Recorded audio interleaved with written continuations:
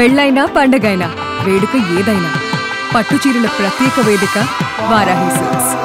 నాయకులు చాలా మంది వస్తూ ఉంటారు పోతుంటారు, కానీ గల్లీ స్థాయి నాయకుడిగా మొదలుపెట్టి ఢిల్లీ దాకా ఎదిగి అటువంటి ఒక మేరు పర్వతం లాంటి ఒక దిగ్గజం డాక్టర్ కె లక్ష్మణ్ గారు.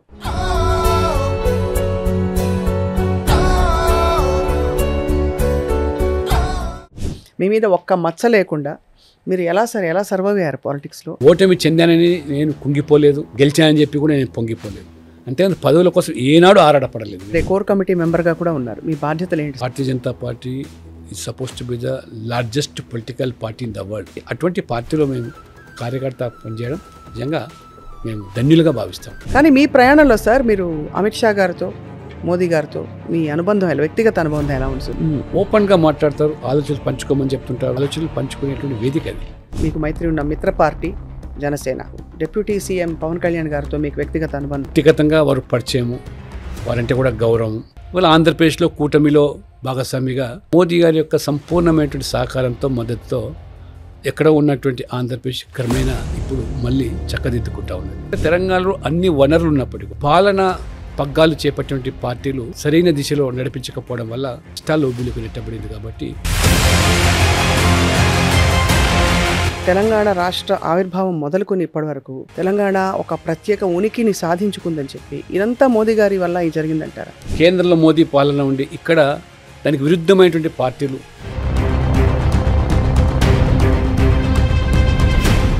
బీజేపీకి ముఖ్యంగా తెలంగాణలో, ఆంధ్రప్రదేశ్, తెలుగు రాష్ట్రాల్లో అండ్ దక్షిణాది రాష్ట్రాల్లో బేస్ వీక్, కాంగ్రెస్కి టాప్ వీక్, బేస్ స్ట్రాంగ్. ఇన్నిసార్లు ఇన్ని ఎలక్షన్స్ జరిగినా కూడా మీ స్థానం ఇది అని మీరు ఎందుకు చాటుకోలేదు? కాంగ్రెస్ దూరుకొచ్చింది. ఈ కాంగ్రెస్ కూడా కేవలం గెలుపు కోసం అన్ని హామీలు ఇచ్చింది. ఈరోజు మనం చూస్తాం 42% బీసీ రిజర్వేషన్ విషయం కూడా ప్రభుత్వ భూములు అమ్ముకునే దుస్థితి. ప్రభుత్వ భూములు ఆక్షన్లో వేలం వేసి అమ్ముతున్నారంటే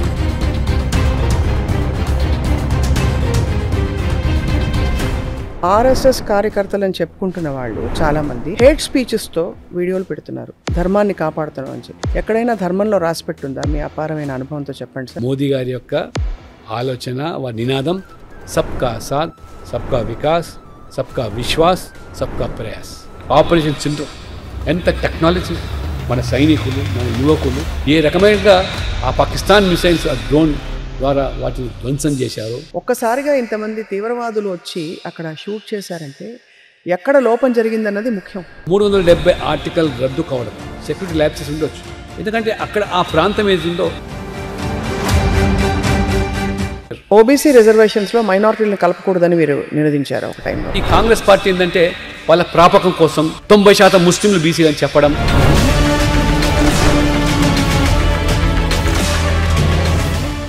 అందరికీ నమస్కారం. సుమన్ టీవీ సమర్పిస్తున్న ప్రత్యేక కార్యక్రమం ద లీడర్కి స్వాగతం. నాయకులు చాలామంది వస్తూ ఉంటారు పోతుంటారు, కానీ గల్లీ స్థాయి నాయకుడిగా మొదలుపెట్టి ఢిల్లీ దాకా ఎదిగి దేశవ్యాప్తంగా గొప్ప మన్ననలు పొందుతూ మరోవైపు ప్రజల గుండెల్లో చిరకాలం ఉండిపోవాలనే ఒక సంకల్పంతో ప్రజలతో మమేకమై ఉండే నాయకులు చూస్తే మనకి చాలా ఇన్స్పైరింగ్ అనిపిస్తూ ఉంటుంది. అటువంటి ఒక మేరు పర్వతం లాంటి ఒక దిగ్గజం డాక్టర్ కె లక్ష్మణ్ గారు. ఎప్పుడు సౌమ్యంగా మాట్లాడుతూ ఎక్కడ గీత దాటకుండా ఆర్ఎస్ఎస్ అలాగే ఏబీవీపీతో ఉన్న అనుభవంతో వారు ఎదిగి ఈరోజు పార్లమెంట్ సభ్యులుగా, రాజ్యసభ ఎంపీగా మన ముందున్నారు. మన ముషీరాబాద్ నుంచి బయలుదేరిన డాక్టర్ లక్ష్మణ్ గారు చాలా ఆఫ్కోర్స్ చదువు పరంగా, అనుభవాల పరంగా బోలెడని విషయాలు ఉన్నాయి వారి దగ్గర. ఇవాళ దేశాన్ని గురించి, వారి ప్రయాణాన్ని గురించి కొన్ని విషయాలు తెలుసుకునే ప్రయత్నం చేయబోతున్నాం. డాక్టర్ లక్ష్మణ్ గారు నమస్కారం. Honoured sir. Thank you. ఎలా ఉంది సార్ రాజకీయ జీవితం? రాజకీయ జీవితం ప్రస్తుత పరిస్థితుల్లో అనేక సవాళ్ళు ఎదుర్కొంటుంది. మేము నమ్మినటువంటి సిద్ధాంతాలు, ఫిలాసఫీ ప్రస్తుత పరిస్థితుల్లో అది రుచిగా లేకుండా పోతూ ఉన్నది. రాజకీయాల్లో మేము నమ్మినటువంటి సిద్ధాంతం there no short cut methods. దేశం కోసము, ధర్మం కోసం అని చెప్పి ఆ రోజు ఆర్ఎస్ఎస్ సభ్యులుగా, విద్యార్థి పరిషత్తు నాయకులుగా ప్రభావితమై రాజకీయాల్లో చేరాం. దేశం కోసం పనిచేసే పార్టీ బీజేపీ అని చెప్పి నమ్మి చేరిన తర్వాత ఈరోజు ప్రజలు వాస్తవాలు గ్రహిస్తూ ఉన్నారు. కులాలకు, మతాలకు, ప్రాంతాలకు, భాషలకు అతీతంగా మనము భారతీయులం అనే భావన చాలా అటుపోట్లు ఎదుర్కొన్నాం. ఏమీ లేని సందర్భంలో పార్టీ దాన్ని భుజాన ఎత్తుకొని జెండా మోసి అనేక మంది కార్యకర్తలు ఈ దేశం కోసం అని చెప్పి పనిచేశారు. బట్ తృప్తిగా ఉంది. మేము ఇవాళ మోదీ గారి నాయకత్వంలో ప్రపంచం మొత్తం కూడా ఇవాళ శ్లాఘిస్తూ ఉన్నది. ఎటువంటి నాయకుడు గొప్ప నాయకుడు, మా దేశానికి ఉంటే బాగుంటుంది అనేటువంటి నినాదాలు మనం వింటూ ఉంటే చూస్తూ ఉంటే కడుపు ఇవాళ నిండిపోతూ ఉన్నది. కాబట్టి we feel happy, I'm content. ఈరోజు రాజకీయాలు ఎంచుకొని బీజేపీలో కొనసాగుతున్నది. సార్, పార్టీని అంటిపెట్టుకునే ఉన్నారు, అది చాలా గొప్ప గుణం. అలాంటి ఒక విశ్వాసం పార్టీ పట్ల ఉండడం, ఒక సీటు ఉన్నా మొత్తం చక్రం అంతా మీరే తిప్పుతున్నా కూడా మీరు మాత్రం ఆ సమతుల్యత పాటిస్తూ వచ్చారు. ఇట్స్ మోర్ దెన్ 4 decades అమ్మా. ఈ రోజుల్లో ఏ నాయకుడు ఏ పార్టీలో అనేది ఎత్తుకోవాల్సి వస్తుంది, తనకు తాను కూడా చెప్పుకోలేని పరిస్థితి.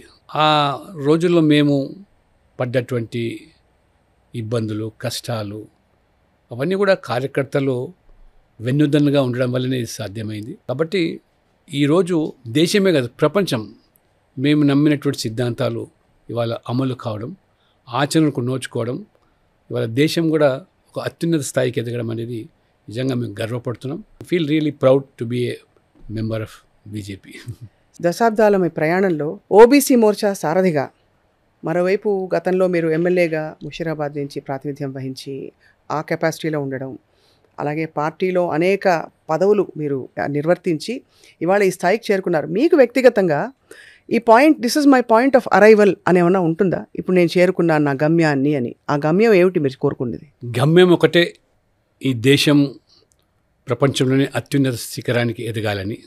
అది ఇప్పుడిప్పుడే మోదీ గారి నేతృత్వంలో ప్రపంచం గుర్తిస్తున్నది.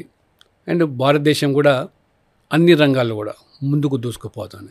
మొత్తం సాధించింది అనే దానికంటే గమ్యం ఓ తెలుగువాడిగా తెలుగు రాష్ట్రాల్లో కూడా బీజేపీ ఎదుగుదలను చూడాలని. ఇవాళ ఆంధ్రప్రదేశ్లో కూటమిలో భాగస్వామిగా ఇవాళ మోదీ తరహా పాలన ఆంధ్రప్రదేశ్లో చూస్తాం.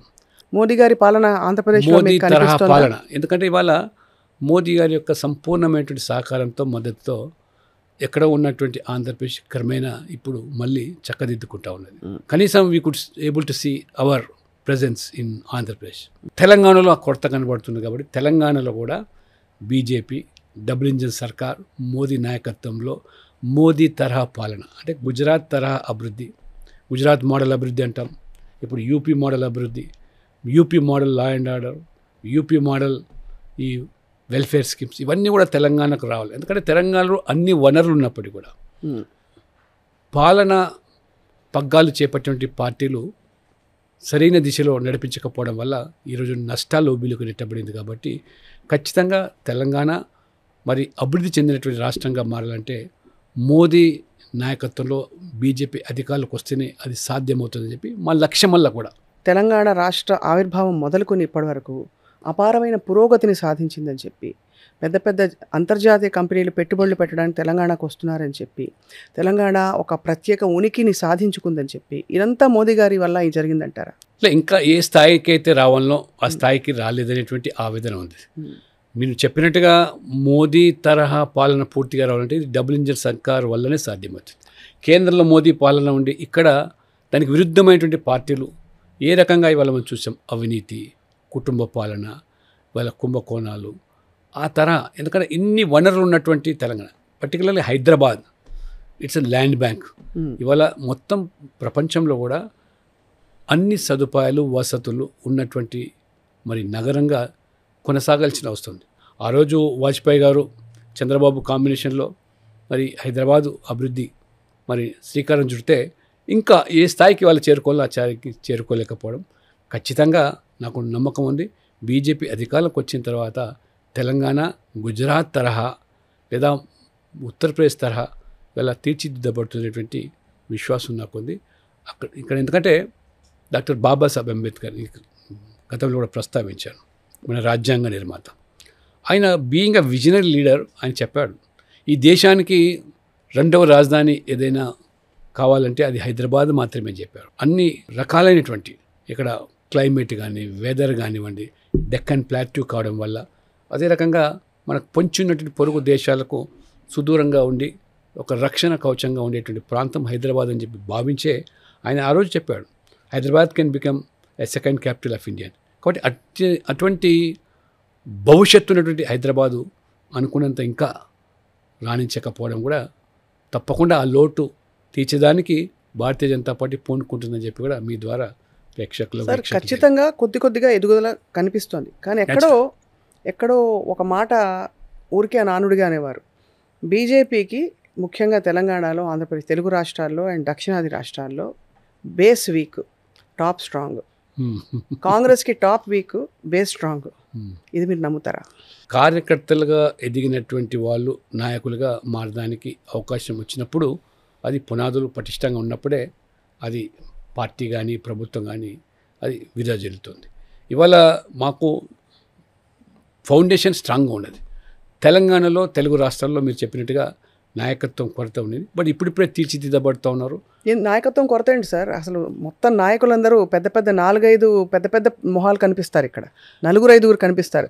అఫ్ కోర్స్ మిమ్మల్ని ఆ కోవలో ఎందుకు పెట్టట్లేదంటే మీరు వాళ్ళందరికంటే కూడా పెద్ద స్థాయిలో, పై స్థాయిలో ఉన్నారు. మీరు ఒక నేషనల్ స్టేచర్ వచ్చేసింది. కానీ there are so many leaders you have in Telangana. But ఇప్పటికీ ఇన్ని ఎలక్షన్స్ జరిగినా కూడా మీ స్థానం ఇది అని మీరు ఎందుకు చాటుకోలేదు? కాంగ్రెస్ దూరుకొచ్చింది అంటే బై డిఫాల్ట్ మొన్న కాంగ్రెస్ లాభపడింది కానీ గెలిచిందని నేను అనుకోను. అంతేనా? మీరు ఒకసారి చూడండి, విశ్లేషించండి. 10 years పాలన తర్వాత కేసీఆర్ గారు టీఆర్ఎస్ బీఆర్ఎస్గా మారడము, వాళ్ళ అవినీతి పట్ల, కుటుంబ పాలన పట్ల, వారి యొక్క రాచరిక వ్యవస్థ పట్ల, ఆ కుటుంబ వ్యక్తుల వ్యవహార శైలి పట్ల ప్రజలు మార్పు కోరుకున్నారు, విసిగిపోయినారు. ఏ రకంగా ఈ రాష్ట్రాన్ని భ్రష్టు పట్టించారనేటువంటి ఒక ఆవేదన, ఆ పెళ్ళిబుక్కుతున్నటువంటి ఆవేదనలో ప్రజలు మార్పుగా బీజేపీని చూశారు. It's a viable alternative BJP అని. ఎక్కడ బై ఎలక్షన్ జరిగినా బీజేపీ గెలిచాం, దుబాకలో గెలిచాం, హుజురాబాద్లో గెలిచాం, గ్రేటర్ హైదరాబాద్లో 4-5 కార్పొరేటర్లు ఉన్నటువంటి ఆ ప్రాంతం 47 గెలిచాం. అది కరెక్ట్. ఆ తర్వాత అనుకోకుండా ఆ రోజు కొన్ని సంఘటనల వల్ల కాంగ్రెస్ పట్ల కాదు, ఏదో రేవంత్ రెడ్డి ఏదో ఉద్ధరిస్తారని చెప్పి వాళ్ళు హామీలు, 420 హామీలు, గ్యారంటీలు ప్రజలు నమ్మి పైపెచ్చు కేసీఆర్ గారిని వద్దనుకున్నారు. కాబట్టి మార్పులో భాగంగా లాభపడింది. కానీ బై డిఫాల్ట్ ఏ ఒక్క ఎన్నికల్లో కాంగ్రెస్ గెలిచిన దాఖలాలు లేవు, కనీసం డిపాజిట్ దక్కించినటువంటి. అదే ఆశ్చర్యం. మీకు అక్కడ 48 దాకా వెళ్ళిన మీరు వెనకబడిపోవడం ఏంటి? అక్కడ అసలు ఎక్స్పెక్ట్ చేయకుండా కాంగ్రెస్ ఈ విధంగా పుంజుకుని దూసుకొచ్చి గవర్నమెంట్ ఫామ్ చేసి హైడ్రా అని అదని ఇదని హడావిడి, 4th సిటీ అన్నీ. So are they here to stay and what is the place of BJP in the next election is the question. But I won't argue with you sir, ఇది కేవలం మా observations మాత్రమే. టీఆర్ఎస్ చూసిన తర్వాత మార్పులో కాంగ్రెస్ వచ్చింది విషయం వాస్తవం. బట్ అన్నతి కాలంలోనే వాళ్ళు ఇచ్చినటువంటి గ్యారెంటీలు అమలు చేయకపోవడము, వారి హామీలన్నీ కూడా అవి అలవి కాని హామీలు. కాబట్టి అడిగిందల్లా కూడా అన్నీ ఉచితంగా ఇస్తామని చెప్పారు. ఈరోజు సాధ్యం కావట్లేదు. సకాలంలో కూడా ఉద్యోగులకు జీతాలు లేకపోతున్నారు. పదవి విరమణ పొందినటువంటి ప్రభుత్వ ఉద్యోగులకు వాళ్ళకి రావాల్సిన రిటైర్మెంట్ బెనిఫిట్స్ కూడా ఇవ్వలేకపోతున్నారు. వాళ్ళు కట్టిన సొమ్మును తిరిగి ఇవ్వడానికి కూడా ముఖ్యమంత్రి భాష్యం మీరు వింటారు. నేను ఢిల్లీకి వెళ్తే నేను ఏదో చెప్పులు ఎత్తుకుపోయే దొంగలా చూస్తున్నారు, ఎవడు అప్పు ఇస్తలేడు, అప్పు పుడతలేదు, మొత్తం అప్పుల ఊబిలోకి నెట్టిపోయింది. నేను చేసినటువంటి తీసుకొచ్చే అప్పులన్నీ కూడా చేసిన అప్పుల మీద వడ్డీలు కట్టడానికి సరిపోతుంది. బాహటంగా ముఖ్యమంత్రి వ్యక్తం చేస్తున్నాడు. జీతాలు ఇవ్వలేని పరిస్థితి వస్తున్నది. కాబట్టి అందుకనే ప్రజలు ఈ కాంగ్రెస్ కూడా కేవలం గెలుపు కోసం అన్ని హామీలు ఇచ్చింది. ఈరోజు మనం చూస్తాం 42% బీసీ రిజర్వేషన్ విషయం కూడా ఏ రకంగా తెర మీదకి తీసుకొచ్చి మోసం చేశారు. కాబట్టి ఇప్పుడు అనతి కాలంలో ప్రజలు కాంగ్రెస్ పట్ల, ఎందుకంటే కాంగ్రెస్ ఇవాళ దేశంలో ఎక్కడ లేదు, మొత్తం దేశం మొత్తం మీద కూడా రాహుల్ గాంధీ నాయకత్వంలో వరుస క్రమంగా వారు హ్యాట్రిక్ సాధించారు.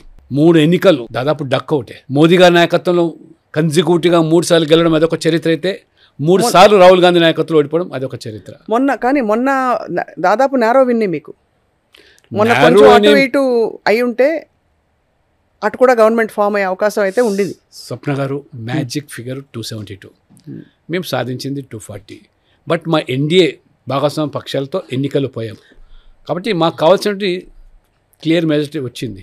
కానీ ఎక్కడ కూడా 100 సంఖ్య చేరుకున్నటువంటి పార్టీ కాంగ్రెస్ పార్టీ, 100 సంవత్సరాలపై చరిత్ర ఉన్నటువంటి కాంగ్రెస్ పార్టీ ఆ స్థాయికి మరి ఇవాళ పడిపోయిందంటే అది మోదీ గారు ఏ రకమైనటువంటి అభివృద్ధి ఎజెండా, పేదల సంక్షేమము, difference between welfare and freebies చాలా ముందు చూపుతూ ఉన్న వ్యక్తి మోదీ గారు. అంటే వెల్ఫేర్ అంటే హౌ బెస్ట్ స్ట్రెంగ్తెన్ చేయాలి, వీకర్ సెక్షన్స్ కానీ, మహిళలు కానీ, రైతులు కానీ ఫినాన్షియల్గా సపోర్ట్ చేసి స్ట్రెంగ్తెన్ చేయాలి తప్పితే మేము అన్నీ ఫ్రీగా ఇస్తాం మీరు కూర్చోండి అంటే ఇవాళ ఉన్న ఆస్తులన్నీ కూడా కరిగిపోయే పరిస్థితి. ప్రభుత్వ భూములు అమ్ముకునే దుస్థితి, ప్రభుత్వ భూములు ఆక్షన్లో వేలం వేసి అమ్ముతున్నారంటే అంటే భవిష్యత్ తరాల మరి సంపదను మీరు ఏ రకంగా ఎవరిచ్చారు మీకు హక్కు? వాళ్ళను ఈనాటి యువత భవిష్యత్తును తాకట్టు పెట్టే అధికారం ఈ పాలకులు ఎవరిచ్చారు? మీరు భవిష్యత్ తరాలకు మార్గం చూపించాలి, ఆస్తులు పెంపొందించి వారికి మార్గం సుగమం చేయాల్సిన పోయి మరి ఆ ఉన్న ఆస్తులు అమ్మడం వల్ల ఏ రకమైనటువంటి పరిణామాలు చోటు చేసుకుంటే మనం చూస్తున్నాం. కాబట్టి ఖచ్చితంగా ఈ 2 పార్టీల పట్ల విసిగిపోయిన ప్రజలు ఇవాళ వయబుల్ ఆల్టర్నేటివ్గా బీజేపీని చూస్తున్నారు. అయితే కానీ మీరు అన్నట్టుగా 4-5 లీడర్షిప్తో సరిపోదు. 119 అసెంబ్లీలు, 17 పార్లమెంట్, 8 గెలవగలిగాం, 50%. 119లో ఇవాళ కనీసం ప్రతి అసెంబ్లీకి 5-6 ధీటైన నాయకులు తయారవుతా కానీ సాధ్యం కాదు. క్రమేణా ఇప్పుడు పెరుగుతూ ఉన్నది. కొంతమంది కొత్త వాళ్ళు వస్తున్నారు ఇతర పార్టీల నుంచి కూడా, వాళ్ళు కూడా మమేకమవుతున్నారు. మోదీ గారి సిద్ధాంతం, బీజేపీ విధానాలు నచ్చి చాలామంది వాళ్ళ భారతీయ జనతా పార్టీకి. ఇక్కడ ఒక సూటి ప్రశ్న డాక్టర్ లక్ష్మణ్ గారు, మీరంటే చాలా అపారమైన గౌరవంతో అడుగుతున్న ప్రశ్న ఇది. మీరు వాజ్పేయి గారి హయాం చూశారు, ఇప్పటి హయాం చూశారు. బీజేపీలో మార్పు వచ్చిందా ఏమన్నా అజెండాలో, ఫోకస్లో? ఎందుకంటే ఒకప్పుడు బీజేపీలో ఈ మతపరమైన విభజనలు, ఈ మతపరమైన ఏంటది సంబోధనలు వాజ్పేయి గారి టైంలో మీరు ఎలా గ్రీట్ చేసుకున్నారో వారో తెలియదు. కానీ ఇప్పుడు జై శ్రీరామ్ అంటేనే మీరు భారతీయత ఉన్నట్టు, లేకపోతే భారతీయుడు అయినట్టు. అంటే ఇతరులకి స్థానం లేదనా మీ మెసేజ్? లేక ఎందువల్ల అటువంటి ఒక వాతావరణం సృష్టించారు ఇవాళ దేశంలో? ఇంత అభివృద్ధి చెందుతూ మీరు అన్నట్టుగా చాలా విషయాల్లో మంచి మంచి విప్లవాత్మక నిర్ణయాలు తీసుకుంటూ ఎందువల్ల ఇంత మనకి ఒక విద్వేషపూరితమైన వాతావరణం క్రియేట్ అయింది సార్? వాస్తవంగా చెప్పాలంటే స్వప్న గారు, బీజేపీ ఆలోచన విధానంలో పనితీరులో ఎటువంటి తేడా లేదు, వ్యత్యాసం. ఆ రోజు వాజ్పేయి గారైనా, ఈరోజు ప్రధానమంత్రి హోదాలో నరేంద్ర మోడీ గారైనా అంటే సర్వధర్మ సమభావన. కాబట్టి ఇవాళ విశ్వసించేది మేము. కానీ ఇవాళ కొన్ని రాజకీయ పార్టీలు, కొన్ని సంస్థలు, వ్యక్తులు హిందూ ధర్మాన్ని, హిందూ మతాన్ని కించపరచడమే లౌకికవాదం అని చెప్పి భావించే పార్టీల పట్ల ప్రజలు విసిగిపోతున్నారు. అంటే ఈ యొక్క vote bank politics, appeasement politics. కాబట్టి ప్రజల చైతన్యం పెరిగింది. యువత ఇవాళ కూడా వాస్తవాలు అర్థం చేసుకోగలుగుతున్నాం. కాబట్టి యువతలో పెరుగుతుండే ఆక్రోశం, దానివల్ల ఇవాళ ఈ పరిణామాలు మారినాయంటున్నారు. కానీ బీజేపీలో కానీ, మా సంఘంలో కానీ, ఆర్ఎస్ఎస్ పరివార క్షేత్రంలో ఎటువంటి ఆలోచన, మేము సర్వధర్మ సమభావం అంటాం, సర్వేజనం సుఖినోభవంతో అంటాం. అంతేగాని ఈ మతమే బాగుపడాలి, ఈ వర్గమే బాగుపడాలి అనే ఆలోచన ఎక్కడ కూడా మాకు లేదు. కానీ కొత్తగా మీరు చెప్పినట్టుగా ఈ యొక్క నిర్వచనాలు అంటే హిందుత్వాన్ని వ్యతిరేకిస్తేనే అసలైన లౌకికవాదం, ఏ రకమైన వ్యాఖ్యలు చేస్తున్నారు? ఇవాళ అంత సహనంతో, అంత ఓపికతో ఈ సనాతన ధర్మం పట్ల విశ్వాసం చేసేటువంటి వ్యక్తులు ఉన్నారు కాబట్టే ఈరోజు ఈ పరిస్థితి ఉంది. కాబట్టి యువత ఈరోజు సహించలేకపోతున్నారు. ఈ యొక్క ఓట్ల కోసం చేసేటువంటి రాజకీయాలు, కులం పేరు మీద సమాజాన్ని విడదీయడం, మతం పేరు మీద విచ్ఛిన్నం చేయడం, ఇవన్నీ పరిపాటిగా మారింది. ప్రత్యేకంగా కాంగ్రెస్ పార్టీ, రాహుల్ గాంధీ నాయకుడు, ఒక ప్రతిపక్ష నాయకుడు కూడా ఏ రకమైన వ్యాఖ్యలు చేస్తుంటారో మీరు చూస్తారు. అంటే మీకు రాజకీయంగా వరుస క్రమంలో ఓటమి సంభవిస్తున్నది, అది మోదీ వల్ల కానీ బీజేపీ వల్ల ఆలోచన మీకు ఉన్నట్టయితే రాజకీయంగా ఎదుర్కోండి. కానీ దేశాన్ని పణంగా పెట్టే విధంగా, దేశాన్ని కించపరిచే విధంగా చేసే వ్యాఖ్యల పట్ల కూడా ప్రజలు ఇవాళ జీర్ణించుకోలేకపోతే. ఆర్ఎస్ఎస్ కార్యకర్తలని చెప్పుకుంటున్న వాళ్ళు చాలామంది హేట్ స్పీచెస్తో వీడియోలు పెడుతున్నారు, ధర్మాన్ని కాపాడుతున్నాం అని చెప్పి. ఎక్కడైనా ధర్మంలో రాసిపెట్టుందా? మీ అపారమైన అనుభవంతో చెప్పండి సార్. ఈ ఇతరులని నోటికొచ్చినట్టు తిట్టి, దూషించి, నరుకుతాం, చంపుతామంటే అది ఏ విధమైన ధర్మయుద్ధం? ఆర్ఎస్ఎస్ ఆలోచన విధానం కాదు, ఆర్ఎస్ యొక్క కాబట్టి అడుగుతున్నాను సార్. ఎవరైనా కొంతమంది వ్యక్తులు చేస్తే ఆర్ఎస్ ఆపాదించడము లేదా సంస్థకు ఆపాదించడము అది కాదు. వ్యక్తులు ఎవరైనా దూషిస్తే చేస్తే అది తప్పని చెప్పి కూడా ఇవాళ ఆర్ఎస్ఎస్ కానీ, బీజేపీ కానీ, మోదీ గారు కానీ మేమందరం కూడా తప్పకుండా దాన్ని ఖండిస్తున్నాం, వ్యతిరేకిస్తున్నాం. కొంత మీరు చూశారు. అవును సార్. నుపుర్ శర్మ లాంటి ఒక వ్యక్తి, ఎంత వారికి ఉజ్వల భవిష్యత్తు ఉంది. అపారమైనటువంటి విజ్ఞానం. తప్పు చేసింది, తప్పు దొర్లింది, శిక్ష అనుభవిస్తుంది. కాబట్టి ఎక్కడ కూడా క్షమాగుణం అనేది కాదు, మొత్తం ఈ దేశం అంతా కూడా సర్వమత సమభావనతో ఉండాలనేదే మా విధానం. కానీ ఇవాళ మీరు హేట్ స్పీచ్ గురించి మాట్లాడుతారు.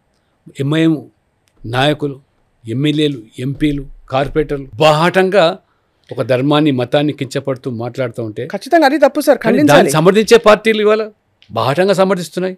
ఎవరు కూడా వ్యతిరేకిస్తలేరు. మేము వ్యతిరేకిస్తే మేము మతతత్వవాదులు అవుతున్నాం, వారు దాన్ని బలపరిస్తే లౌకికవాదులు అవుతున్నాం. ఇదే వ్యత్యాసం. కానీ మా ఆలోచన విధానంలో కానీ ఎక్కడ కూడా మార్పు లేదు. ఖచ్చితంగా అన్ని వర్గాలు. Sir, do you have non-Hindus at the top apex leadership of Bharatiya Janata Party? Yes, definitely. Do you have? Can you give me 4 names, 5 names? ఇవాళ మాకు నార్త్ ఈస్ట్లో ఉన్నటువంటి పాపులేషన్ చూసినట్టయితే క్రిస్టియన్ డామినేటెడ్ స్టేట్స్. అవును. You might have not imagined BJP coming to power. Not once, twice, thrice.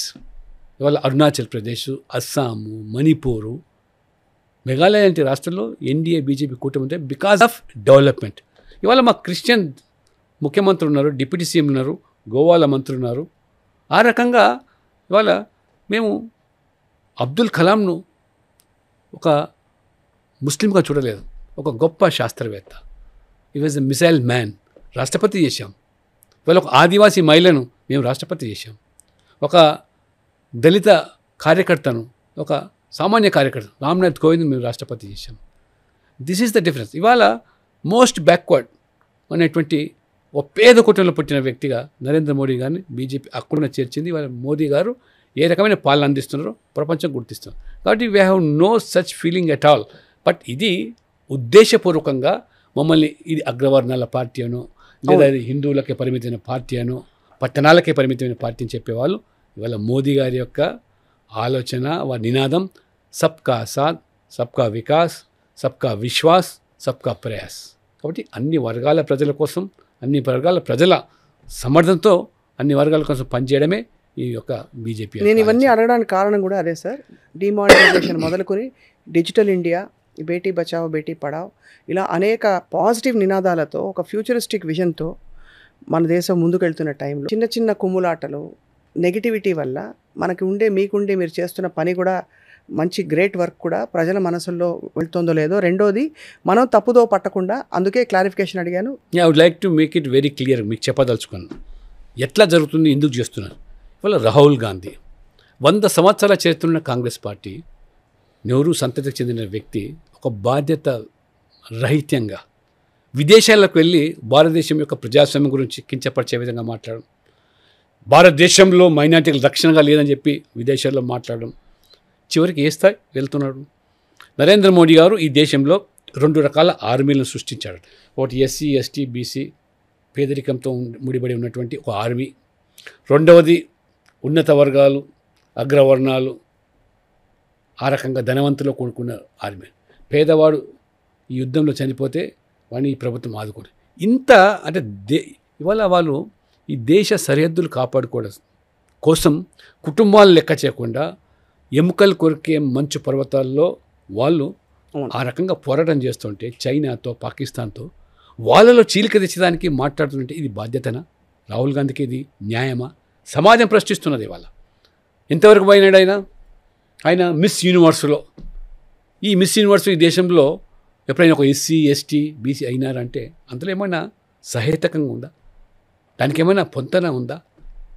అసలు ఇవాళ నిర్మలా సీతారామన్ గారు గొప్ప, ఇవాళ మన తెలుగు ఆడపడుచు, మనం గర్వపడతాం. ఆర్థిక మంత్రిగా వారు బడ్జెట్ ప్రవేశపెట్టిస్తాం. ఆమె పక్కన ఎవరు కూడా ఎస్సీ ఆఫీసర్ లేరు, బీసీ ఆఫీసర్. ఎవరు దానికి బాధ్యత? మీరు కాదా?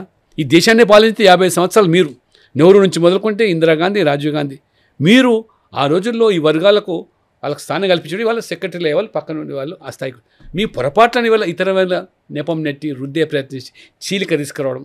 మోదీ గారు నేరుగా ఎదుర్కోలేకపోతున్నాం, బీజేపీని నేరుగా ఎదిరించలేకపోతున్నాం. ఏం చేయాలా? కులాల వారిగా ప్రజలు విడదీయాలా, మొత్తం పేరు విభజన తీసుకురావాలి, ప్రాంతము, భాష, ఈ రకమైనటువంటి రాజకీయాలు నడుపుతున్నది ఎవరు? ఇవాళ రాహుల్ గాంధీ, కాంగ్రెస్ పార్టీ. కాబట్టి ఇవాళ వారు ఏదో మొన్న ఒక పాదయాత్ర చేశారు. ఏంటి? భారత్ జోడో. భారత్ జోడో కాదు, అది భారత్ తోడో పేరు మీద మీరు చేసే నినాదాలు ఇది. కాబట్టి మీ పక్కన ఎవరు పెట్టుకొని పాదయాత్రలు చేశారో మొత్తం ప్రజలకు తెలుసు. కాబట్టి వాస్తవాలు తెలుసుకుంటున్నారు. కాబట్టి యువత ఇవాళ బీజేపీ పట్ల 20 రాష్ట్రాల్లో అధికారంలోకి రావడం అనేది స్వప్న గారు నెవర్ ఇన్ ద పాస్ట్. దేశ చరిత్రలో స్వాతంత్రం వచ్చిన తర్వాత కన్జిక్యూటివ్గా 3 సార్లు ఒక పేదవాడు ప్రధానమంత్రి కావడం, ఈ 20 రాష్ట్రాల్లో మరి ఎన్డీఏ అధికారంలోకి రావడం అనేది సాధ్యమైందంటే ఎందుకు? ఇది ఒక మతం పేరు మీదనో కులం పేరు మీద కాదు. ఇది అభివృద్ధి. ఇవాళ ఏ రకంగా ఇవాళ భారతదేశం ఇవాళ కీర్తి ప్రతాకర్ ఇవాళ డిజిటల్ ఇండియాగా మ్యానుఫ్యాక్చర్ హబ్గా ప్రపంచంలో మారుతుందంటే ఇవాళ డిఫెన్స్ ఎక్స్పోర్ట్ చేసే పరిస్థితి. మీరు చూశారు ఆపరేషన్ సింధూర్, ఎంత టెక్నాలజీ, మన సైనికులు మన యువకులు ఏ రకమైనగా ఆ పాకిస్తాన్ మిసైల్స్ ఆ డ్రోన్ ద్వారా వాటిని ధ్వంసం చేశారో, కాపాడారు. అండ్ ప్రిసైజ్ అటాక్ చేసి ఆ ఉగ్రవాద శిబిరాలను ధ్వంసం చేశారో, ఇది క్రెడిట్. బట్ సార్ అసలు ఫస్ట్ అటాక్ జరిగే ముందు ఎందుకు పసిగట్టలేకపోయాం? అది కదా సార్ పాయింట్. ఇప్పుడు ఒక పర్యాటక ప్రాంతంలో అది నేను వెళ్ళుండొచ్చు, మా ఫ్రెండ్స్ వెళ్ళుండొచ్చు, మనలాంటి వాళ్ళే వెళ్ళారు అక్కడికి. ఒక్కసారిగా ఇంతమంది తీవ్రవాదులు వచ్చి అక్కడ షూట్ చేశారంటే ఎక్కడ లోపం జరిగిందన్నది ముఖ్యం. ఎందుకు మన ఇంటెలిజెన్స్ మరి పసిగట్టలేకపోయింది? అది పసిగట్టకపోగా తర్వాత వాళ్ళ క్యాంపుల మీద ఇన్ని వేసామనేసి మనం చెప్పినా కూడా పోయిన ప్రాణాలు తిరిగి రావు.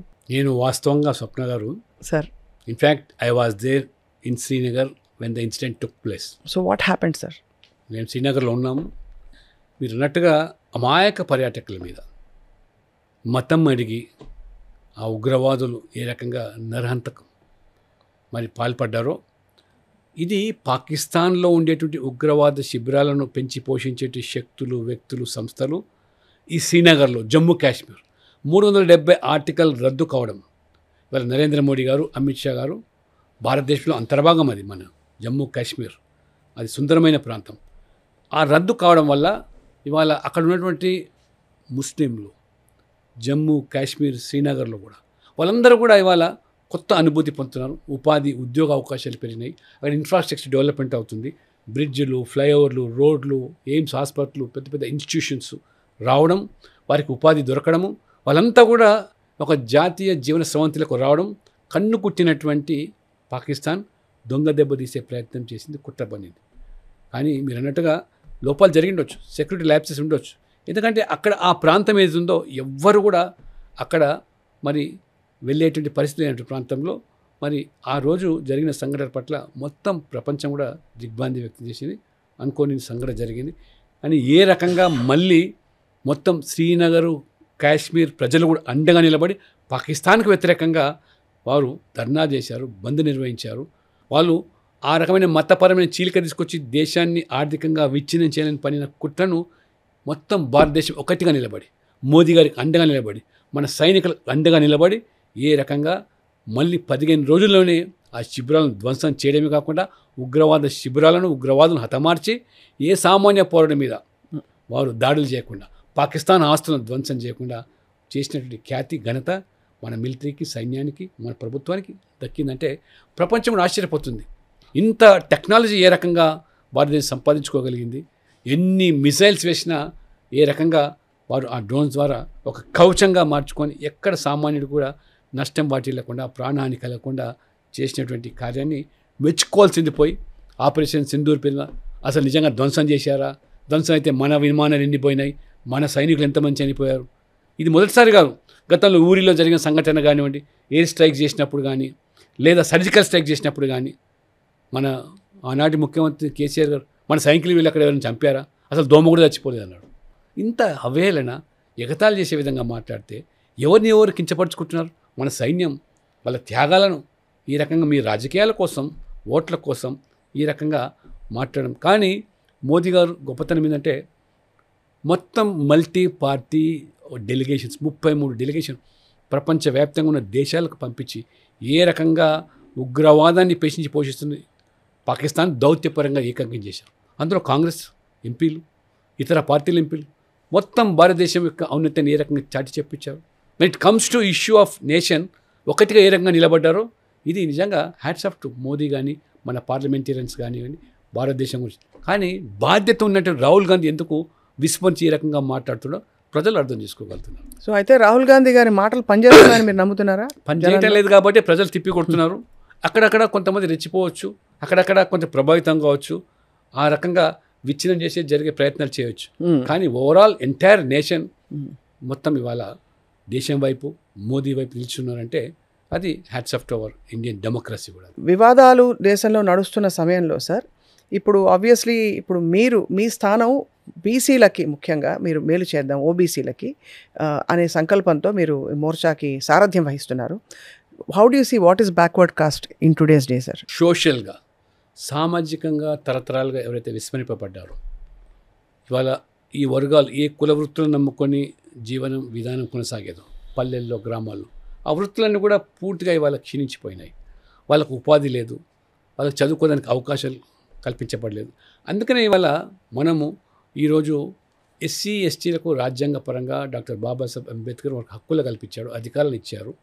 కానీ సోషల్లీ బ్యాక్వర్డ్ అయినటువంటి ఈ యొక్క బ్యాక్వర్డ్ క్లాసెస్కు ఆ రోజు నెహ్రూ గారి హయాంలోనే డాక్టర్ బాబాసాహెబ్ అంబేద్కర్ ఒక కమిషన్ ఏర్పాటు చేసి ఆ కమిషన్ సూచనల మేరకు సిఫార్సుల మేరకు బీసీలను కూడా అభ్యున్నతికి పాటుపడాలని చెప్పితే నెహ్రూ గారు ఎందుకో మరి బీసీల పట్ల వారు చాలా వ్యతిరేకత కాకా కలేకర్ కమిషన్ 1953లో ఏర్పాటు చేస్తే 55లో రిపోర్ట్ ఇచ్చింది. ఫస్ట్లే మొదటి సిఫార్సే నేషనల్ లెవెల్లో క్యాస్ట్ బేసిస్ సెన్సస్ జరగాల. ఆ సెన్సస్ తర్వాత ఆ జనాభాకు అనుగుణంగా వాళ్ళ వెనుకబాటుతనము విద్యలో ఉద్యోగాల్లో రాజకీయాల్లో ఏ రకంగా ఉన్నారో వారికి పలు సదుపాయాలు కల్పించారు, అనేక సిఫార్సు చేశారు, రిజర్వేషన్ కల్పించాలి. దాన్ని బుట్టదాఖలు చేశారు నెహ్రూ. 17 సంవత్సరాలు ప్రధానమంత్రిగా ఉన్నారు, ఎక్కడ చర్చ పెట్టలేదు పార్లమెంట్లో. కాకా కలేకర్ కమిషన్ కూడా ఇందిరాగాంధీ కూడా ప్రధానమంత్రి అయిన తర్వాత ఆ రోజు మండల్ కమిషన్ మొరార్జీ దేశాయ్ గారు జనతా పార్టీ టైంలో 27% రిజర్వేషన్స్ బీసీలకు ఎడ్యుకేషన్లో ఇంప్లిమెంట్ ఇవ్వాలంటే దాన్ని కూడా బుట్టదాఖలు చేసి ఇందిరాగాంధీ. విపి సింగ్ ప్రధానమంత్రి అయినప్పుడు పార్లమెంట్లో పెడితే చర్చకు పెడితే రాజీవ్ గాంధీ గారు being an opposition leader 2-10 years oppose చేశాడు. Nothing doing. ఈ బీసీల పేరు మీద రిజర్వేషన్ ఇవ్వడానికి వీలేదు. ఇఫ్ ఎట్ ఆల్ మీకు ఇవ్వాలనుకుంటే రిజర్వేషన్స్ ఆర్థిక పరమైనటువంటి వెనుకబాటుతనంతో ఇవ్వండి తప్పితే ఈ కులవీక్ష పేరు మీద రిజర్వేషన్ ఇవ్వడానికి వీలేదన్నటువంటి రాజీవ్ గాంధీ. ఈరోజు రాహుల్ గాంధీ ఏమంటున్నాడు? బీసీలో ఎంత అంటున్నాడు ఆయన? జనాభా అంత వాటా అంత అంటున్నాడు. కొత్త నినామం, ఎంత జనాభా అంత వాటా అని చూసాం. నేను అడుగుతున్నాను, మీ కుటుంబ జనాభా ఎంత? మీ నెహ్రూ మీ రాహుల్ గాంధీ కుటుంబ జనాభా ఎంత? మీకు వాటా ఎంత ఇవాళ? ఇవాళ మీరు 3 ఎంపీలు ఒక కుటుంబంలో, తల్లి కొడుకు బిడ్డ. మరి జిత్న ఆబాది ఉత్న ఇస్సా అని చెప్పి మీరు మీ కుటుంబంలో 4 ఉంటే 3 ఎంపీలు, ఇది మీకు వర్తించదా? ఇది సార్ కులగణన గురించి మీ అభిప్రాయం ఏంటి సార్? కులగణన ఇవాళ మోదీ గారు దేశ చరిత్రలో మొదటిసారి తీసుకున్నారు. అంటే బ్రిటిష్ కాలంలో కూడా ప్రతి 10 సంవత్సరాలకు కులగణన జరిగేది. ఆ కులగణకు అనుగుణంగా ఆ విధానాలు చేపట్టేది. కానీ అన్ఫార్చునేట్గా నెహ్రూ గారు ప్రధానమంత్రి అయిన తర్వాత దాన్ని ఆపేసేశారు. ఆపడం వలన ఇవాళ ఇన్ని సంవత్సరాలు లేనటువంటి అన్ని సంఘాలు డిమాండ్ చేయడం, ఈ రకంగా మోదీ గారు సానుకూలంగా స్పందించి నెక్స్ట్ సెన్సస్ అవుతుందో దాన్ని కులగణన చేపడతాం. ఆ కులగణనకు అనుగుణంగా వివరాలు లెక్కలు వచ్చిన తర్వాత వారి తగ్గట్టుగా అన్ని వర్గాలకు న్యాయం చేసే విధంగా ఇవాళ మీరు అంటున్నారు. ఇవాళ ఎస్సీ ఎస్టీ బీసీలతో పాటు ఎకనామికల్లీ వీకర్ సెక్షన్స్ అగ్రవర్ణాలను పేదలకు కూడా రిజర్వేషన్ కల్పించిన మహానుభావుడు ఎవరు? ఇవాళ నరేంద్ర మోడీ గారు. రాహుల్ గాంధీ పార్లమెంట్ ఎన్నికల ముందు రాజ్యాంగం పుస్తకం పట్టుకొని ఊరూరా ప్రశ్నించాడు. మోదీ గారు వస్తే మొత్తం రిజర్వేషన్లు ఎత్తేస్తారు, బీసీలో ఎత్తేస్తారు, ఎస్సీలు ఎత్తేస్తారు. రిజర్వేషన్ ఎత్తేయలేదు. మోదీ గారు అదనంగా రిజర్వేషన్ ఇచ్చారు. మీతో సాధ్యం కానిది కూడా ఉమెన్ రిజర్వేషన్ కల్పించాడు నరేంద్ర మోడీ గారు. 33% చట్టసభలో ఒక women Sonia Gandhi UPA chairperson అయ్యి 10 సంవత్సరాల మీద అధికారులు ఉన్నా మీ ప్రభుత్వాన్ని సంప్రదించే పార్టీలు ఆ బిల్లుని చించివేస్తే మీరు వాళ్ళను కాదనలేకపోయారు. కానీ అదే మోదీ గారు వారి గొప్పతనం 33% ఏ పార్టీలు అయితే బిల్లుని చించేసావో వాళ్ళ ద్వారా అనుకూలంగా ఓటు వేయించినటువంటి వ్యక్తి ఎవరంటే మోదీ గారు. You can see that see change. అంటే వాళ్ళ ఆలోచన విధానంలో కూడా మార్పు తీసుకురాగలిగినంటే that is the leadership qualities. అంటే ఏ ఒక్క పార్టీ కూడా వ్యతిరేకం చేయకుండా సానుకూలంగా చేసిందంటే ఇవాళ మోదీ గారు మహిళలకు రిజర్వేషన్ ఇచ్చాడు. ఇవాళ అగ్రవర్ణాల్లో పేదలకు 10% రిజర్వేషన్ కల్పించాడు. జమ్మూ కాశ్మీర్లో 370 ఆర్టికల్ రద్దు అయిన తర్వాత అక్కడ ఎస్సీలు ఉన్నారు, ఎస్టీలు ఉన్నారు. ఎప్పటి వరకు రిజర్వేషన్ వాళ్ళకి కలగలేదు. మోదీ గారు వచ్చిన తర్వాత ఎస్సీ ఎస్టీ బీసీలు రిజర్వేషన్లు ఇస్తున్నారు, అక్కడ మహిళలకు ఇస్తున్నారు. అంతకుముందు 370 ఆర్టికల్ ఉన్నప్పుడు no question of reservation at all in Jammu Kashmir. OBC రిజర్వేషన్స్లో మైనారిటీలను కలపకూడదని మీరు నినదించారు ఒక టైంలో. లేదు, ఓబీసీలో ఎవరైతే ముస్లింలు మండల్ కమిషన్ సిఫార్సు చేసిందో దేశంలో చాలా రాష్ట్రాల్లో వాళ్ళు కొనసాగుతుంది. వాళ్ళు 3-4 ఉదాహరణకు మన తెలుగు రాష్ట్రాల్లో ఇది కురేషి అంటాం, లేదా లద్దాఫ్ అని కొన్ని కమ్యూనిటీస్ అందులో ఆల్రెడీ ఉన్నాయి. కానీ క్రమేణా ఈ కాంగ్రెస్ పార్టీ ఏంటంటే వాళ్ళ ప్రాపకం కోసం 90% ముస్లింలు బీసీలు అని చెప్పడం, ఇది ఎంతవరకు సమంజసం, ఎంతవరకు న్యాయం ఇది? ఇవాళ హైదరాబాదులో మరి గ్రేటర్ హైదరాబాద్లో మున్సిపల్ ఎన్నికల్లో 150 డివిజన్లు వార్డ్స్ ఉంటే 34% ఆ రోజు మోహన్ బాబు స్వర్గీయ ఎన్టీ రామారావు 34% బీసీల లోకల్ బాడీస్లో రిజర్వేషన్ ఇస్తే 50 డివిజన్లు. కానీ ఇప్పుడు వీళ్ళ అపీజ్మెంట్ పాలిటిక్స్ వల్ల ఈ 34% 50 డివిజన్లలో బీసీలలో 38 మంది ముస్లిం బీసీలు, 12 మంది హిందూ బీసీలు. ఇది న్యాయమా? ముస్లింలందరినీ కూడా సామాజికంగా వివక్ష ఉందా? సామాజిక వివక్షకు లోనేనమని వాదన ఉందా? పేదరికం ఉండొచ్చు వృత్తుల వారికి కొంతమందికి. సో అందుకని అడుగుతున్నా సార్, ఏది ప్రాతిపదిక అవ్వాలి చెప్పండి? ఎకనామిక్ బ్యాక్వర్డ్నెస్సా, సోషల్ ఆపర్చునిటీ బ్యాక్వర్డ్నెస్సా? ఎందుకంటే ఇవాళ చూస్తే మీరు అన్నట్టు వెనుకబడిన తరగతులను పెట్టే వాళ్ళకి చాలామంది ధనికులు ఉన్నారు. అగ్రకులాల వాళ్ళు చూస్తే అర్చకత్వం చేసుకున్న వాళ్ళు చాలామంది, వాళ్ళకి ఏ విధమైన ఉపాధి కూడా సరిగ్గా లేకుండా, తినడానికి తిండి కూడా సరిగ్గా లేకుండా అటువంటి పరిస్థితుల్లో ఉన్న వాళ్ళు ఉన్నారు. ఏంటి వీళ్ళు అర్చకులు, దేవుడికి దగ్గర మనం అనుకుంటాం, వాళ్ళ పరిస్థితులు అట్లా ఉన్నాయి. ఎలా మరి ఏ ప్రాతిపదికన మనం రిజర్వేషన్ కల్పించాలి? మీరు చెప్పండి, మీ అనుభవంతో చెప్పండి. నేను ఫస్ట్ టైం ఎమ్మెల్యేగా ఉన్నప్పుడు 99లో ఈ అంశాన్ని అసెంబ్లీ ప్రస్తావించాను. సెకండ్ టైం కేసీఆర్ గారు తెలంగాణ ఏర్పడిన తర్వాత నేను చెప్పాను, నేను ముషిరాబాద్లో ఉంటాను, చిక్కడపల్లి ప్రాంతం. అర్చకులు తమ యొక్క ఆ రోజు వృత్తి కోసం, పని కోసం ఆ స్వరాజ్ హోటల్ అనేది ఒక ఫేమస్ హోటల్. ఆ స్వరాజ్ హోటల్ అరుగుల మీద వచ్చి కూర్చొని ఆ రోజు వారికి ఎక్కడైనా పౌరహిత్యం దొరికితే ఉపాధి, లేకపోతే పస్తు ఉండాల్సి. ఇంత దారుణమైన పరిస్థితి బ్రాహ్మణుల్లో కూడా ఉండేదండి. ఖచ్చితంగా సార్. మీరు ఎందుకు అగ్రవర్ణాలకు సంబంధించి పేదవాళ్లకు రిజర్వేషన్ కల్పించడం అంటే ఈయన ససేమిరా కల్పించారు కేసీఆర్ గారు. ఈయన మరి గొప్ప భక్తులు అని చెప్తారు, దైవాన్ని నమ్ముతా అని చెప్తారు, ఆయన బాహటంగా చెప్పారు. ఈయన మోదీ గారు ఈడబ్ల్యూఎస్ కింద 10% ఇస్తున్నారు, మీరు ఎందుకు అమలు చేయాలంటే ఈ రాష్ట్రాన్ని అమలు చేయను కాక అమలు చేయను. అటువంటిది ఇవాళ మోదీ గారు ఒత్తిడి వల్ల కానీ ఇప్పుడు మార్పు సంభవించి ఈడబ్ల్యూఎస్ అనేక మంది ఇవాళ అగ్రవర్ణంలో పేద బ్రాహ్మణులు కానీ, వైశ్యులు కానీ, రెడ్లు కానీ, పేద రకంలో ఉన్నవాళ్ళు వాళ్ళు కూడా రిజర్వేషన్లలో లాభం పొందుతున్నారు. వాళ్ళు విద్యారంగంలో, ఉద్యోగాల్లో రాగలుగుతారు. కానీ తరతరాలుగా ఎవరైతే ఇవాళ బీసీలు అణిచివేయబడ్డారో, ఏ కులవృత్తి, నేత, గీత, మత్స, కమ్మరి, కుమ్మరి, వడ్రంగి, చాకలి, బోయ, నాయి, వాళ్ళ దీన స్థితిలో ఉన్నారండి. వాళ్ళ కులవృత్తులన్నీ కూడా పూర్తిగా ఇవాళ మరి ఏ రకంగా ఇవాళ సాంకేతిక విప్లవం పెరిగిపోయింది, ఒక ప్రపంచమంతా కూడా ఒక కుగ్రామంగా మారిపోయింది. ఇటువంటి పరిస్థితుల్లో వాళ్ళ వృత్తులు మారిపోయినాయి, ఆ వృత్తులన్నీ క్షీణించాయి, పల్లె వాతావరణం పోయిందని మోదీ గారు అది కూడా గ్రహించి ప్రధానమంత్రి విశ్వకర్మ పేరు మీద కుల వృత్తుల మీద ఆధారపడి జీవించే 18 రకాలైన వాళ్ళకు 30 లక్షల కుటుంబాలను ఆదుకోవడానికి వాళ్ళకు ఉచితంగా శిక్షణ కల్పించి, వాళ్ళకు స్టైఫండ్లు కల్పించి, వారికి 15,000 రూపాయలు మరి ఆధునికమైన పనిముట్లు కల్పించి, వాళ్ళకు బ్యాంకుల ద్వారా ఆర్థిక సాయం తెచ్చి వాళ్ళ కాళ్ళ మీద నిలబడే ప్రయత్నం చేసి, ఇది వారి ఆలోచన పేదవాళ్ళ కోసం కూడా. కాబట్టి వాళ్ళ బీసీలో కూడా అనేక మంది వాళ్ళ చట్టసభలో కాదు, సర్పంచులు కాదు, గ్రామ వార్డు మెంబర్లు కానటువంటి కులాలు అనేకం ఉన్నాయి వాళ్ళ. అందుకని ఇవాళ సంచార జాతులు మీరు చూసుంటారు. నేను సంచార జాతుల గురించి మన పార్లమెంట్లో మాట్లాడాను. మొత్తం దేశం విస్తుపోయింది వాళ్ళ స్థితి చూసినట్టయితే. ధర్మ రక్షణ కోసం, దేశ రక్షణ కోసం ఆనాడు బ్రిటిష్ వాళ్ళకు వ్యతిరేకంగా పోరాటం చేసి వాళ్ళు కొల్లగొట్టిన సంపద తిరిగి రాబట్టినటువంటి ఈ సంచార జాతులు ఇవాళ వాళ్ళ పరిస్థితి చూసినట్టయితే ఎంత దారుణంగా ఉంది. వాళ్ళకు ఒక ఊరు అంటూ లేదు, ఒక ఇల్లు అంటూ లేదు, ఊరు రాళ్ళు సంచారం చేసి ఆ రకంగా బతుకు జీవనాన్ని గడిపేటువంటి బండిలాగే వాళ్ళకు వాళ్ళు ఎక్కడ గుర్తింపు లేదు. అందుకనే రేపు కులగన జరిగితే వాళ్ళ లెక్కలు కూడా తేలిపోతాయి. ఆ లెక్కల తగ్గట్టుగా వాళ్ళతో ఉన్నట్టు వెనుకబాటుతనం విద్యలో కానీ ఇతర రంగాల్లో కానీ వాళ్ళకు కూడా సముచితంగా స్థానం కల్పించే దానికే ఈ యొక్క క్యాస్ట్ సెన్సస్ దోహదపడుతుంది. సో క్యాస్ట్ సెన్సస్కి మీరు ఏకీభవిస్తున్నారు, చేయించబోతున్నారని అంటున్నారు. కొంతకాలం రెసిస్టెన్స్ ఉన్నా కూడా ఇప్పుడు మీరు ఒప్పుకున్నట్టే అయితే లెక్కకి. రెసిస్టెన్స్ అనేది మా వైపు నుంచి లేదు, కాంగ్రెస్సే మానుకున్న దాన్ని ఇవాళ ప్రజల డిమాండ్ మేరకు ఇవాళ భారతీయ జనతా పార్టీ దాన్ని అమలు చేస్తుంది. మోదీ గారు 2026లో అంటే బహుశా వచ్చే నెలలోనే మేము ఈ ఇళ్ళన్నీ కూడా లెక్క పెట్టబోతున్నారు. ఖచ్చితంగా ఇవాళ సంచార జాతులకు కానివ్వండి, వెనుకబడిన తరగతుల్లో అత్యంత వెనుకబడ్డ వాళ్ళు ఎవరు ఉన్నారో మా సిద్ధాంతం కూడా అంత్యోదయ సిద్ధాంతం. Last men in the society, పేదరికంలో అతి పేదవాడు ఎవరునో మొదటి వారికి ఆ ప్రగతి ఫలాలు దక్కాలన్నది మా విధానం. అంత్యోదయ సిద్ధాంతం మా పండిత్ దీన్ దయాళ్ ఉపాధ్యాయ నేర్పినటువంటి సిద్ధాంతం. కానీ కాంగ్రెస్ సిద్ధాంతం ఏం తెలుసా? మన్మోహన్ సింగ్ గారు స్వయంగా చెప్పారు, ఈ దేశంలో మొదటగా ఈ దేశ సంపద పేదరికంతో కాదు మతంతో ముడిపడి ముస్లింలకు దక్కాలన్నాడు. ఇంతకంటే దారుణం ఉంటుంది ఎవరైనా? ముస్లింలు పేదవాళ్ళు ఉంటే మాకు అభ్యంతరం లేదు. పేదవాడికి మేము మన కులం లేదు. అంత్యోదయ అనే దాంట్లో పేదవాడు ఎవడో పేదవాడు, వాడు ఈ కులమే. కానీ మన్మోహన్ సింగ్ గారు కాంగ్రెస్ విధానం ఏంటంటే మొదటగా ముస్లింలకు దక్కాలి, ఆ తర్వాతనే పేదవాళ్ళకి దక్కాలి. అది వాళ్ళ నిర్వచనం.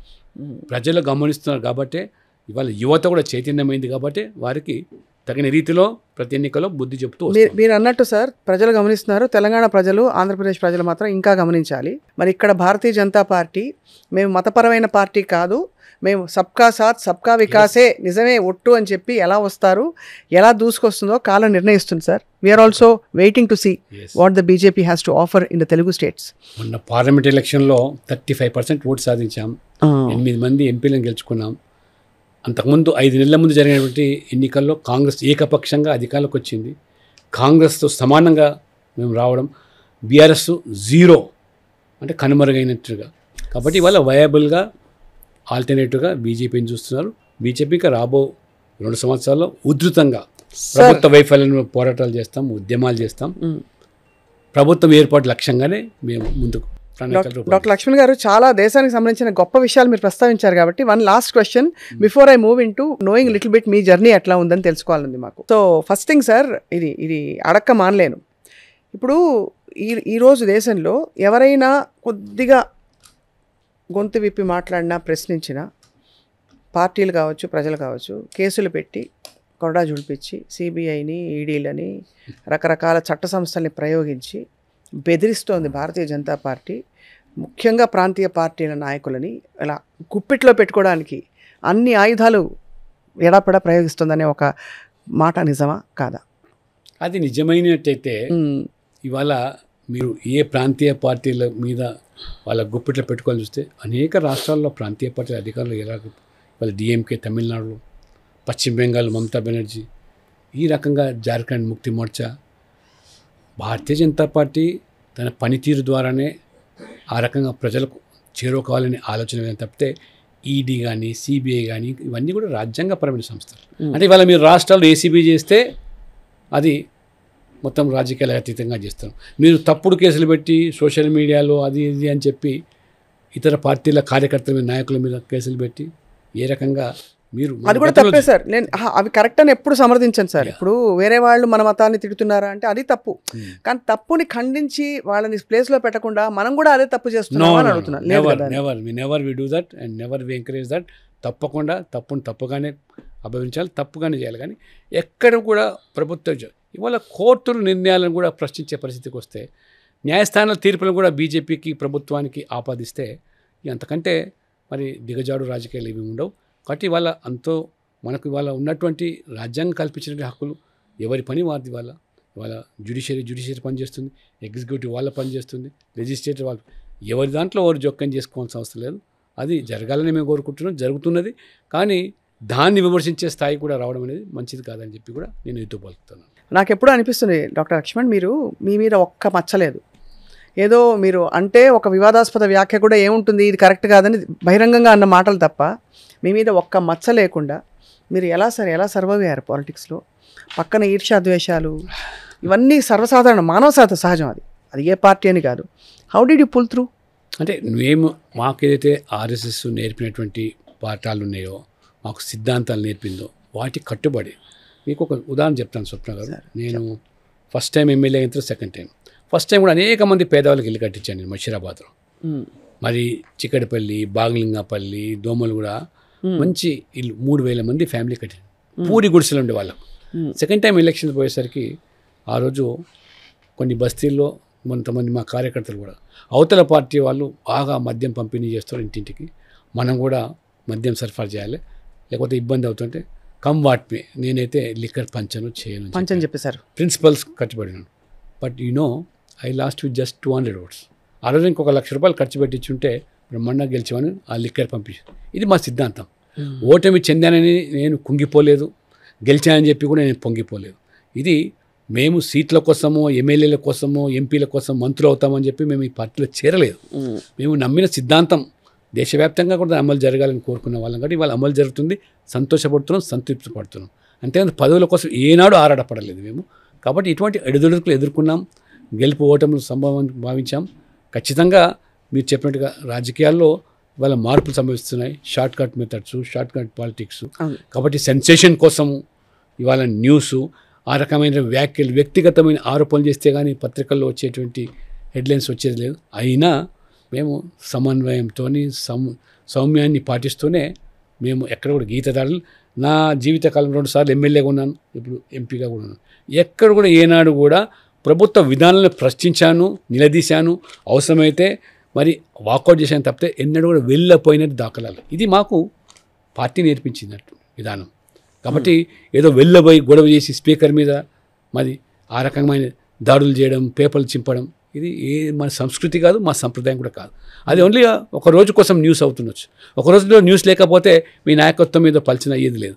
కాబట్టి న్యూస్ కోసం మాట్లాడేటి చూస్తున్నాం, అది వాళ్ళ వ్యూస్ కావచ్చు. కాబట్టి దయచేసి ఇవాళ రాజకీయాలు లాంగ్ రన్లో తప్పకుండా సస్టైన్ కావాలంటే మీరు సిద్ధాంతాల పరంగా, విధానాల పరంగా రాజకీయాలు నడపండి. సార్, మీరు పార్లమెంటరీ కోర్ కమిటీ మెంబర్గా కూడా ఉన్నారు. మీ బాధ్యతలు ఏంటి సార్? ఏంటి ఏ విధమైన నిర్ణయాత్మక విషయాలు మీరు? అంటే స్వప్న గారు, Bharatiya Janata party is suppose to be the largest political party in the world. ప్రపంచంలోనే అతిపెద్ద పార్టీ. నిజమా? 14 కోట్ల మంది సభ్యత్వం ఇవాళ. అండ్ ఫర్ ఇన్ఫర్మేషన్, నేను నేషనల్ రిటర్నింగ్ ఆఫీసర్. ఇవాళ 10 లక్షల పోలింగ్ బూతుల కమిటీలు, దాదాపు 18,000 మండల కమిటీలు, 1000 పైగా జిల్లా కమిటీలు, ఇవాళ 37 రాష్ట్రాల కమిటీలు వేసేదానికి బాధ్యత పార్టీ నాకు ఇచ్చింది.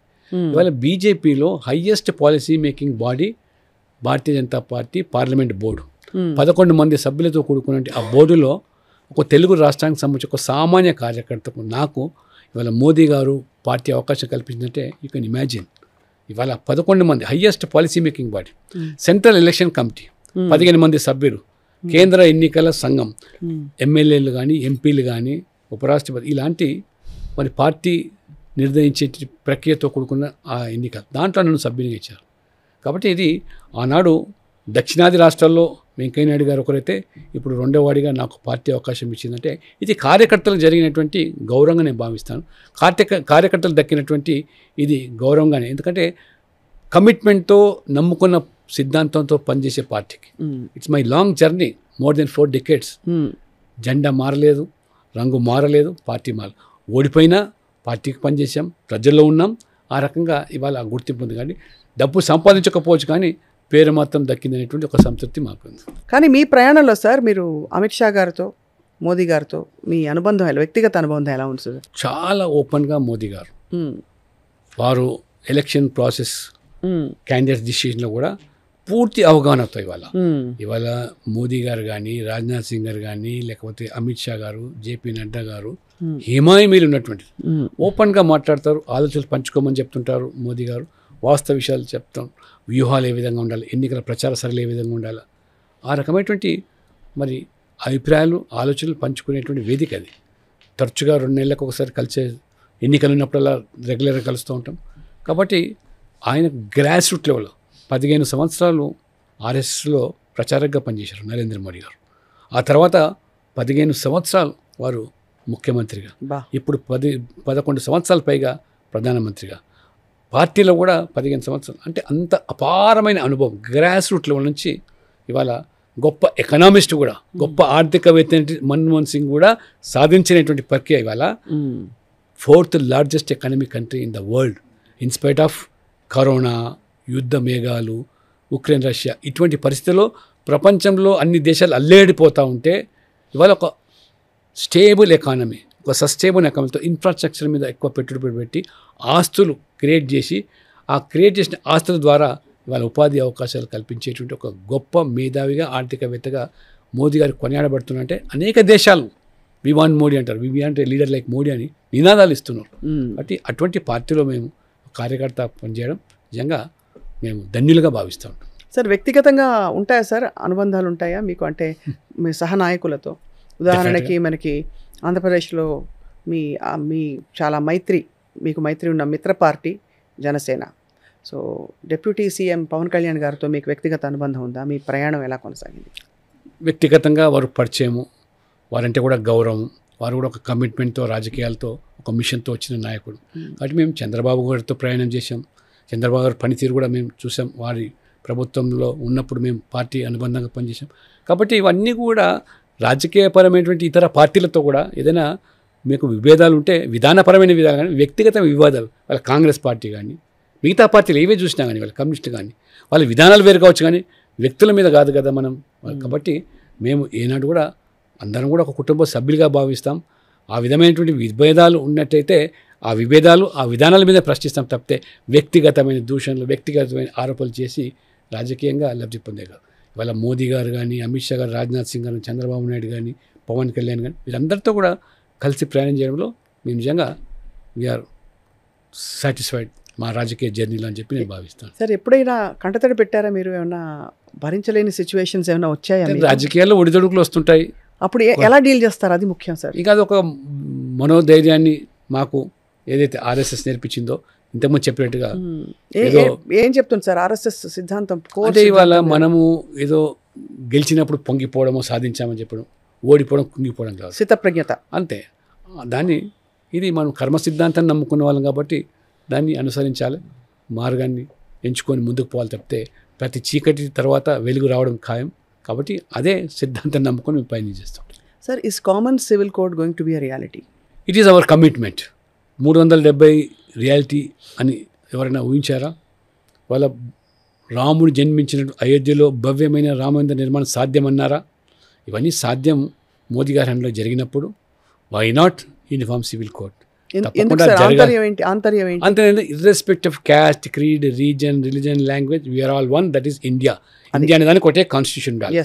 కులం కుక్క రాజ్యాంగం కాదు, మతానికో రాజ్యాంగం కాదు, మీకు వేరే చట్టాలు మాకు వేరే చట్టాలు, అందరికీ ఒకే చట్టం. ఈ దేశంలో ఉండేటువంటి పౌరులందరూ సమానులే, అందరికీ సమానమైన చట్టాలు కల్పించాలి.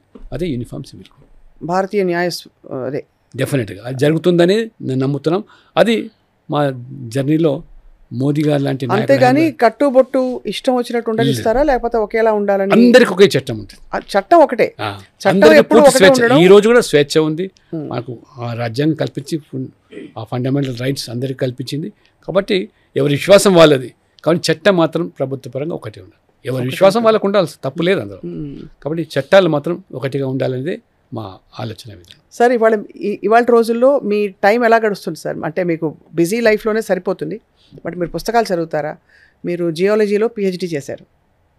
సో నేను నేషనల్ పాలిటిక్స్కి వెళ్ళిన తర్వాత ఆల్మోస్ట్ అన్ని రాష్ట్రాలు 32 రాష్ట్రాలు నేను ఇప్పటివరకు పర్యటన చేశాను. ఆల్మోస్ట్ నా half of the life goes in travelling. కాబట్టి నా ప్రయాణంలోనే పుస్తకాలు చదువుతాను తప్పకుండా. I will been always in learning process. I never feel that I am master in all. కాబట్టి ఈ 45 సంవత్సరాల రాజకీయాలు ఉన్నా నేర్చుకోవాల్సింది చాలా. నేను పార్లమెంట్కి వెళ్ళినా, అసెంబ్లీకి వెళ్ళినా వితౌట్ ప్రాపర్ హోంవర్క్ నేను ఎప్పుడు కూడా నేను మాట్లాడను. ఏదైనా మీటింగ్ నా యొక్క స్పీచ్ డెలివరీ చేయాలంటే కూడా I have to go through everything. Learning process. అందుకని నేను చెప్తాను, ఎంటైర్ లైఫ్ మనం నేర్చుకోవాల్సిందే తప్పితే అన్ని నేర్చుకున్నామేటువంటి మనలో పనిచేయదు అది. సార్, ఉపరాష్ట్రపతి ఎప్పుడు అవ్వబోతున్నారు డాక్టర్ లక్ష్మణ్ అని చాలామంది అడుగుతున్నారు. సరే, ఉపరాష్ట్రపతి అనే చర్చ మధ్యలో వచ్చింది అనేది వాస్తవం. కానీ ఏది అనేది పార్టీ నిర్ణయిస్తుంది, ఏది కావాలనేది ఇవాళ మోదీ గారు పార్టీ నిర్ణయిస్తారు. మేము పలానా కావాలని మేము ఏనాడు కోరుకోలేదు, పలానా కావాలని పార్టీలో కొనసాగటం లేదు. పార్టీ అన్ని విధాలుగా గుర్తిస్తూ ఉన్నది, గౌరవిస్తున్నది, బాధ్యత కల్పిస్తున్నది. వారికి న్యాయం చేయడానికి మేము ప్రయత్నం చేస్తాం. తప్పకుండా ఏ బాధ్యత ఇచ్చినా మేము శిరసావించడానికి సిద్ధం. మరి ఆ బాధ్యత కోసం మాత్రమే మేము పనిచేయాలి. దేశం కోసం, ధర్మం కోసమే మేము పనిచేస్తాం. యోగి ఆదిత్యనాథ్ గారు మోదీ గారి తర్వాత very powerful leader to reckon with in the country అని ఒక చర్చ మొదలైంది. సో యోగి గారితో మీ అనుబంధం ఎలా ఉంటుంది? వారి సిద్ధాంతాలు యాక్చువల్లీ ఏమిటి సార్? వారు కూడా చాలా సౌమ్యుడు, వారు కూడా సాధారణమైన జీవితాన్ని గడిపే వ్యక్తి. వారు మీరు చెప్పినట్టుగా వారి సన్యాస జీవితం నిజంగా వారి కుటుంబం మనకు ఆదర్శం. ఇవాళ నరేంద్ర మోడీ గారి కుటుంబం సభ్యులు చూసినా వాళ్ళ అన్నతమ్ములు ఇవాళ ఒకరు రేషన్ షాప్ నడుపుతారు, ఒకరు క్లర్క్గా పనిచేస్తున్నారు, ఒకరు వృద్ధాశ్రమంలో ఉంటారు. మోదీ గారి సోదరులు, యోగి గారి సోదరు ఈరోజు కూడా వారు ముఖ్యమంత్రి అయినప్పటికీ కూడా వారు ఇప్పటికీ కూడా కూరగాయలు, ఛాయ్ అమ్ముకునే వ్యక్తి. ఇది సాధ్యమా కాంగ్రెస్ పార్టీలో? నెహ్రూ కుటుంబంలో చూడండి. కానీ ఇవాళ ఆ విధమైనటువంటి జీవితాన్ని గడుపుతూ ఆదర్శంగా మొత్తం సమాజానికి ఒక సందేశం. వ్యక్తిగతంగా యోగి గారితో మంచి సంబంధాలు ఉన్నాయి. నేను ఉత్తరప్రదేశ్ రాజ్యసభ సభ్యుని కాబట్టి అనేక సందర్భాల్లో వాటితో తారసపడే అవకాశాలు ఉంటున్నాయి.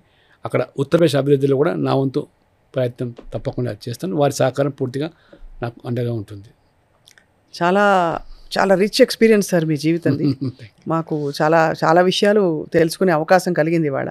రొటీన్ మీ హెల్త్ సీక్రెట్స్ ఏంటి చెప్పండి, ఇంత యాక్టివ్గా మీరు ఏం తింటారు sir? What you eat for breakfast, lunch? చాలా మితంగా ఉంటుందా మీ, లేదు భోజన ప్రియులా మీరు? లేదు, దాదాపు 4 decadesగా నేను పూర్తిగా శాకాహారిగా మారినాను. ఓహో, నథింగ్. నేను ఎందుకు సార్ కారణం? అంటే ఆరోగ్యరీత్యా కానివ్వండి, లేకపోతే అనేక రకాలుగా కానివ్వండి, నాన్ వెజ్ వద్దనుకోను, సాత్విక జీవితాన్ని కాను. ఈరోజు కూడా మితంగానే నా భోజనం ఉంటుంది. నేను రోజువారీగా కూడా కనీసం ఒక 5-6 kilometers వాక్ చేస్తాను. మోదీ గారినే నేను ఆదర్శంగా, వారు యోగా 1 గంట సేపు చేస్తారు. వారి యొక్క అపీల్ కూడా అంతే, be fit and make India fit అంటారు. మీరు ఫిట్గా ఉంటే ఇండియా ఫిట్గా ఉన్నట్టు. కాబట్టి ఇవాళ వారి రహస్యం కూడా అంతే, ఆరోగ్య రహస్యం మోదీ గారిది యోగా. ప్రపంచానికే పరిచయం చేశాడు యోగా. కాబట్టి కొద్దో గొప్ప మేము అలవర్చుకున్నాం. ఆ రకంగా ఫిజికల్ ఫిట్నెస్ కోసం మేము ప్రయత్నం చేస్తుంటాం. నా సీక్రెట్ కూడా మీరు అన్నట్టుగా మితపరమైన ఆహారం అండ్ శాకాహారం. డాక్టర్ లక్ష్మణ్, మిమ్మల్ని కలవడం ఎప్పుడు ఒక చాలా inspiring moment for all of us. Thank you. అలాగే మీతో క్రికెట్ ఆడాలి మళ్ళీ వచ్చి. క్రికెట్ ఆడుతున్నారు సార్ ఇప్పుడు? కొద్దిగా ఆడతారా? అప్పుడప్పుడు ఆడుతూ ఉంటారు. ఏంటి సార్, బౌలింగా బ్యాటింగా మీరు? Main batting. సో తీరిక దొరుకుతుంది సార్ క్రికెట్, సినిమాలు ఇవన్నీ? కష్టం, తక్కువ సమయం, తక్కువ and busy life and public life ఉన్నప్పుడు ప్రైవేట్ లైఫ్ అనేది చాలా పరిమితం. అదే నాకు అర్థం కాదు సార్, అంత త్యాగం చేసి ఫైనలీ మీరు అంటే డబ్బులు సంపాదించుకోలేదు, గొప్ప రెస్పెక్ట్ అయితే ఇంకా తిరుగులేదు, అంత సంపాదించుకున్నారు, గొప్ప పదవులు వచ్చాయి మీకు, మిమ్మల్ని వరించాయి. మీరు సంపాదించుకోవడం కాదు, మిమ్మల్ని వచ్చి పదవులు వరించాయి. అండ్ మీ ఎడ్యుకేషన్, మీ ఎక్స్పీరియన్స్తో మీరు చాలా దేశానికి గొప్ప సేవ చేస్తున్నారు. So what is your ultimate fulfilment sir? To see India glowing, అంతేనా? అంతే కదా, భారతదేశం నిజంగా మోదీ గారు కన్న కలలు, వారి స్వప్నం వికసిత్ భారత్ బై 2047, అది జరగాలని, జరుగుతుందని, దాంట్లో మేము పాత్రదారులుగా మారాలని మా ఆలోచన విధానం. మీ సైన్యంలో మేము అందరం కూడా ఉంటాం సార్, మీ సైన్యంలో. థ్యాంక్ యూ అమ్మా. Thank you sir, thank you very much. నమస్కారం సార్. సుమన్ టీవీలో మీ పర్సనల్ అండ్ బిజినెస్ ప్రమోషన్స్ కోసం కింది నెంబర్కి కాంటాక్ట్ చేయండి.